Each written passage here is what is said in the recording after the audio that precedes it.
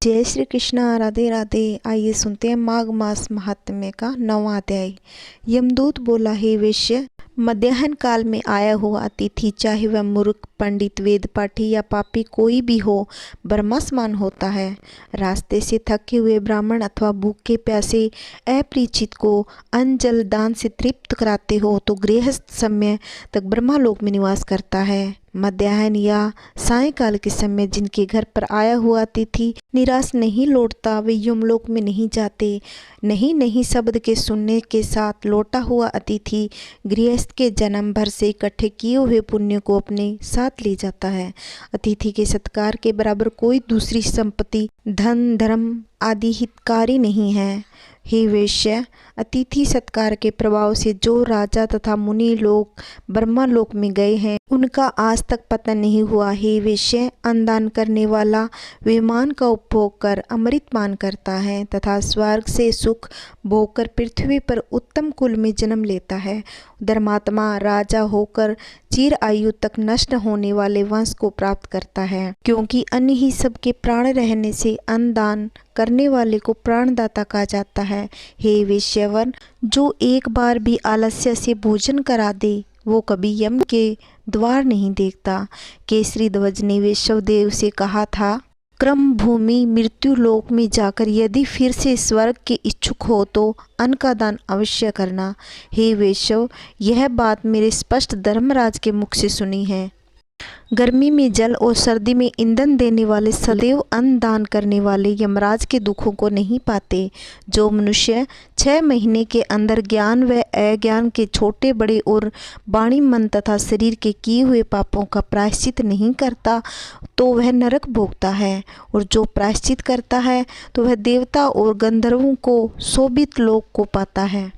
जो मनुष्य वेद माता गायत्री या दूसरे वैदिक मंत्रों को जपते हैं, नित्य सुबह शाम अग्नि में हवन करते हैं, ऐसे वीर अक्षय गति को प्राप्त होते हैं। जो नित्य व्रत का आचरण करने वाले, तीर्थों का सेवन करने वाले और जितेंद्रिय ये यमराज को नहीं देखते। नरक से बचने वाले जो प्राय अन्न की अभिरुचि छोड़ देनी चाहिए, क्योंकि जो जिसका अन्न खाता है वह उसका पाप खाता है। हे वैश्य, जो मनुष्य नित्य प्रातः काल स्नान करता है, उसके बाहरी तथा भीतरी सब पाप नष्ट हो जाते हैं, वह नरक में नहीं जाता। जो लोग स्नान किए बिना भोजन करते हैं वे सदैव मल खाने वाले होते हैं।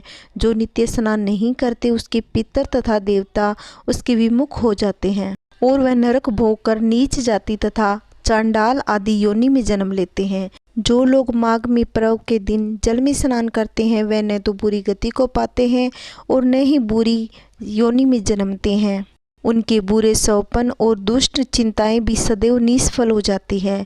हे वैश्य श्रेष्ठ, प्रातः स्नान से शुद्ध होकर मनुष्य माघ महीने में तिल, तिलपात्र और तिल कमल का दान देने से यमलोक में नहीं जाते। हे विकुंडल, पृथ्वी, सोना, गो आदि 16 महादान है। इसका दान करने वाला मनुष्य स्वर्ग को लोक में नहीं लौटता। बुद्धिमान लोग पुण्य तिथियों में व्यतीत पात और संक्रांति के दिन स्नान करके यदि कुछ भी दान करता है तो वह बुरी गति में नहीं पड़ता और संसार में गरीब कुल में पैदा नहीं होता।